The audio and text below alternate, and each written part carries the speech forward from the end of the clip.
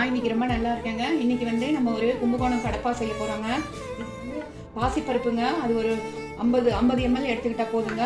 அதுக்கப்புறம் வந்து வெங்காயம், உருளைக்கிழங்கு, காலிஃப்ளவர், தக்காளி, தாளிக்கிறதுக்கு கருவேப்பிலைங்க, அரைக்கிற சாமானுங்க, தேங்காய் வந்து ஒரு அரை மூடி, அப்புறம் பொட்டுக்கடலை, அதுக்கப்புறம் சோம்பு, பச்சை மிளகாங்க. பச்சை மிளகா வந்து நம்ம காரத்துக்கு தகுந்த மாதிரி நம்ம போட்டுக்கலாங்க. வாங்க எப்படி செய்யறதுன்னு பார்க்கலாங்க. ஃபஸ்ட்டு இந்த பாசிப்பருப்பையும் உருளைக்கிழங்கையும் நம்ம வேக வச்சு எடுத்துக்கலாங்க. நம்ம இந்த பாசிப்பருப்பையும் உருளைக்கிழங்கையும் வேக வச்சு எடுத்துக்கலாங்க. ஃப்ளவரை நம்ம அப்படியே யூஸ் பண்ணக்கூடாதுங்க. அதில் கொஞ்சம் நிறையா ரொம்ப தூரத்துலேருந்து வர்றதால நிறைய கெமிக்கல்ஸ் எல்லாம் சேர்ந்துருக்கும்.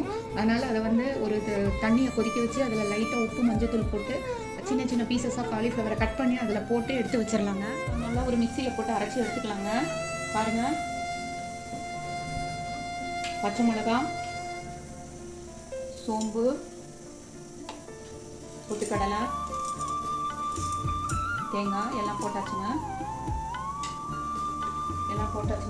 அது கூட லைட்டாக உப்பு போட்டுக்கலாங்க. எப்போவுமே எந்த அரைக்கிறதுலையாக இருந்தாலும் லைட்டாக உப்பு போட்டு அரைச்சிங்கன்னா அதோட டேஸ்ட் வந்து ஃப்ரெஷ்னஸும் டேஸ்ட்டும் மாறாமல் இருக்குங்க.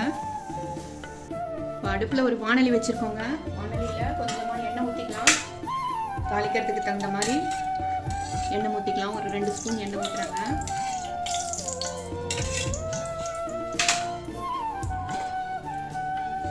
அதில் வந்து கடுகு, கொஞ்சமாக சீரகம் போடுறாங்க.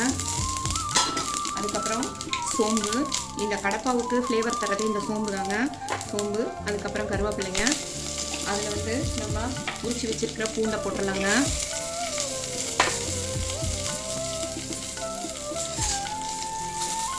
பூண்டு லைட்டாக ஒரு 2 ஃப்ரை ஆன அப்புறம் அதில் வந்து கட் பண்ணி வச்சுருக்கிற ஒரு கப் அளவுக்கு வெங்காயம் போட்டுக்கலாங்க.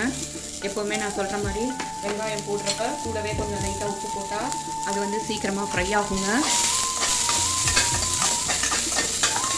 ஒரு 2 மினிட்ஸ் ஃப்ரை பண்ணலாங்க. பாருங்கள், வெங்காயம் பாதி அளவு ஃப்ரை ஆகிடுச்சு. இப்போ வந்து கட் பண்ணி வச்சுருக்கிற தக்காளியை போட்டுடலாங்க. நான் சொல்லியிருக்கேன் எப்போவும் அதே மாதிரி தக்காளி போடுறப்ப ஒரு 10 கிறிஸ்டல் சுகர் போட்டோம்னா 1 நிமிஷத்தில் அது நல்லா ஃப்ரை ஆகி ஸ்மாஷ் ஆகிற மாதிரி ஆயிருங்க. ஒரு 2 மினிட்ஸ் இதை நல்லா ஃப்ரை பண்ணலாம். தக்காளி கொஞ்சம் நல்லா ஸ்மாஷ் ஆகி வரட்டும்.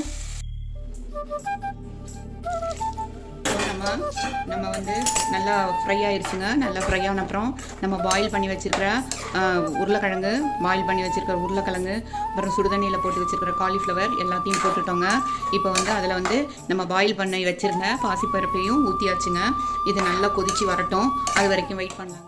இப்போ நல்லா கொதித்து வர்றப்ப நம்ம வந்து அரைச்சி வச்சுருக்கிற தேங்காய் பேஸ்ட்டை வந்து இதில் ஊற்றிடலாங்க. அரைச்சி வச்சுருக்கிற தேங்காய் பேஸ்ட்டை இதில் ஊற்றிடலாம். அதுக்கப்புறம் நம்ம கன்சிஸ்டன்சிக்கு தேவையான அளவு தண்ணியவும் ஊற்றிடலாங்க. கன்சிஸ்டன்சிக்கு தேவையான தண்ணீரையும் ஊற்றிட்டு உப்பு போட்டுடலாங்க. இதுக்கு நம்ம வந்து அரைக்கிறதுல கொஞ்சமாக தான் உப்பு போட்டிருக்கோம். வெங்காயம் வதக்கிறப்ப கொஞ்சம் உப்பு போட்டோம். அதனால் பார்த்து உப்பு போடலாங்க.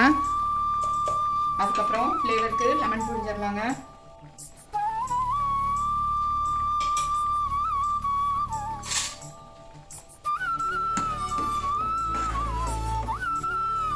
ஆல்மோஸ்ட் ரெடி ஆயிடுச்சு. இன்னும் கொஞ்சம் அந்த மசாலா போட்டதால் அந்த மசாலா ஸ்மெல்லு ஃப்ளேவர் வந்து பச்சை வாடை போகிற வரைக்கும் கொஞ்சம் கொதிக்க வச்சிடலாங்க. நமக்கு தேவையான அளவு தண்ணி ஊற்றி நல்லா கொதிக்க வைக்கலாங்க. கடப்பா வந்து எவ்வளோ சூப்பராக ரெடி ஆயிடுச்சுன்னு பாருங்கள்.